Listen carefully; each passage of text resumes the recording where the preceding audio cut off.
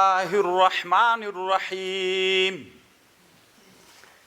طالبان ورونو د دغه درس مقصد داسې ده چې کله دوه ډلې وي، یوه ډله مغلوبه ډله وه، یوه ډله غالبه سوه. دا تیر جنگ چې و په افغانستان کې یو طرف ته بدوي ټولنه وه، بل طرف ته د حضاري ټولنه وه. بازارونه د چا په واک کې ول؟ د تیر جمهوریت په واک کې ول. او کلي د چا په واک کې ول؟ د مجاهدین د چا برخه وه؟ د بدوي د ټولنې برخه وه. همداسې و که نه په ټول افغانستان کې؟ نو دوی دواړه په جنگ باندې سول. کله چې دغه دواړه ټولنې، بدوي ټولنه او د حضاري ټولنه په جنگ سي، په دې کې یوه غالبه سي بله څوک سي؟ غالبه کومه یوه سوه؟ دنیا ژوند قوانین لري، دې ته د فکر وي دا چې د تاسو ده وایي نور به نیم په دې اطمینان راغلی وای په تیر جهاد سلسله کې چې موږ نه ناکامیږو که نه. نو طالبانو بدویان راجیګ سول. دا بدویان راتلل د چا برخه وګرځېدل؟ دا غالب سول. او هغه د حضاري د ژوند خلک څوک سول؟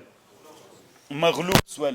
اوس چې مغلوب سول، اوس دغه انسانان چې غالبان دي، دوی چې د واک په ګدۍ کې ناستل، دغه خلک چې د حکومت لاس ته راوړ چې د غالب خلک دي، د غالب خلک هلته په غلبه پاتې کېدلی سي چې ډېر متنعیمین نسي. که چېرته دغه غالب خلک متنعیمین سول، که دوی ته ښځو خوند ورکه، که دوی ته چوکیو خوند ورکه، که دوی ته موټرو خوند ورکه چې هغه نن داسې موټر اخیستی ته یې داسې واخله، که دغه څه ورته وایي دغه سړي چې نن ماته کور یې جوړ کړی ده په قصرونو بلډینګونو، په د کوچونه څه چې پکې کینې په دو کې او په سیه به راجیګ سه، د ښځو په غاړو کې دومره قیمتي طلاوي او بنګړي و خطرناکې خبرې.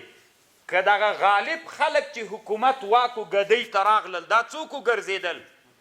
متنعیمین وګرځېدل. دوی چې متنعیمین وګرځېږي، طالبانو حکومت زوال کوي. ولې؟ دا ځکه دوی خو هلته تړون کړی و. څوک یې کړی و؟ تړون یې دا کړی و چې موږ به له افغانستان نه څوک باسو او دلته به څوک راولو او موږ به دا کوو او موږ به دا کوو او موږ به دا کوو. د بدوي په ټولنه کې د هغه چې تقاضا دا وله چې انسان څوک وي؟ دین ته ډېر تابع وي. د حضاري د ژوند تقاضا څوک وه؟ چې هلته باید سړی د بدوي په ژوند کې څوک وي؟ ها، تړون یې کړی و.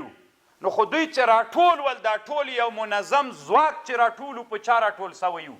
هغه تړون په مادو باندې. کله چې دلته واک ته راورسېد، دی چې څوک سو؟ متنعیم سو.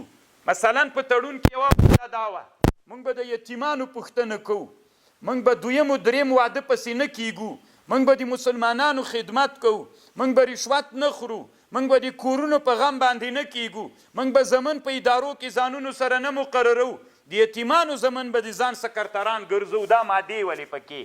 صحیح ده؟ دا مادې چې هلته وې منل سوې وې او په دغه مادو باندې، ځکه دا ډېرې خوندورې مادې وې، جوهریت یې درلود چې کوم یتیم مړ سو د هغه زوی به د وزیر بیا سکرتر وي. داسې مادې ولې؟ کله چې د حضاري ژوند ته راغلل، د حضاري په ژوند کې دلته که انسانان متنعیم سول، چې متنعیم سول کوشش کوي چې ډېر نعمتونه د دما وي، چې د یتیم زوی دلته بلا وهلی راځي چې د ما سکرتر کیږي، خو د ما زوی د ما سکرتر وي. چې یتیم د ما موټروان کیږي، ولې د ما د اوښې زوی د ما نه موټروان کیږي. خبره ده که نه؟ نو دلته طالبانو ورځ تر بلې نه، ځکه تنعم ته خبره لاړله چې هلته خبره دا وله چې ودونه به که ضرورت وکوو به یې که نه، ودونه به ډېر نه کوو. نو هلته طالبانو تړون داسې سوی، دلته چې خوند راغی، خوراکونه ډېر سول، ضبط اراده شوله. نو بیا طالبانو متنعیموالی په سړي باندې غالب سي، چې متنعیموالی په دغه بدویانو باندې غالب سو. کرا یوه ماده د تړون څنګه کیږي؟ ماتیږي. د یتیم د شهید زوی به ځان سره یتیم به څنګه کوي؟ مقرروي دی وایي د اخسي زوی به مقرر کم سکرتر به کم دا څه کومه یو تړون مات سو بیا چې طالبانو څومره تنعم کیږي متنعیم کیږي سړی هلته هغه د بدوي د ژوند تړونونه خو ډېر څوک ول کلک ول د تنعم په ماده کې هغه څنګه کیږي رشوت به نه خورې تا د کور چې 2000 ډالره تنخواه سي 3000 ډالره تنخواه سي 15000 ډالره چې د تا د کور تنخواه تنا کرا دومره سي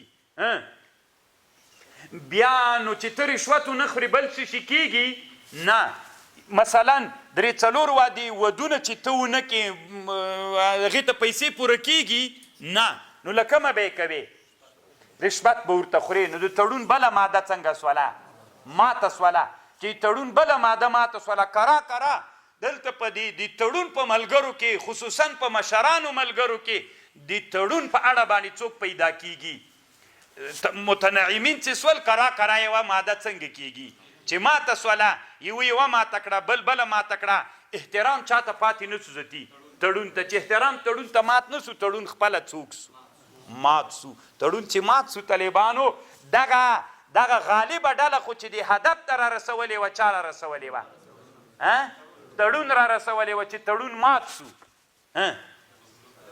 دا طالبانو ذاتي خپله ړنګېږي طالبانو الله په خاطر باندې تاسې ځان سره فکر وکړئ ابن خلدون غونې کتاب سره موږ ظلم کوو حکومت د بقا دپاره موږ باید ځانونه ډاکټران جوړ کړو څنګه وکړلی شو چې نظام وساتو اسلامي نظام مو په ستړې راوستلی دی اسلامي نظام تی ساتل کیږي د چا د وجې نه ساتل کیږي د تړون د وجې نه که چیرته دا د تړون ملګري متنعیمین سول په نعمتونو کې غرق سول ورځ تر بلې نه تړون ماتیږي تړون ضعیف کیږي تړون د چا طرف ته ځي د زوال طرف ته ځي نو چې کله د زوال طرف ته لاړو تړون چې مات سو بس خپل هغه نظام فاشل کیږي نو دا طالبانو د ابن خلدون بله خبر ده چې واکمن انسانان غالب انسانان باید ډیر فکر وکړي چې یو د متنعیم نسی د متنعیم والی طالبانو نیول کېدلی سي چې د تړون مشران دې ته ډېره جدي توجه وکړي چې یوه مادم څوک ترنه ماته نه کړي چې تر ماته یې کړله جدي چلند ورسره وکړلی سي چې ورسره وسو او که ارخا د عنان وسوله بیا طالبانو انسانان داسې حالت ته رسیږي که نه چې ته به ورته حیرانه سي بس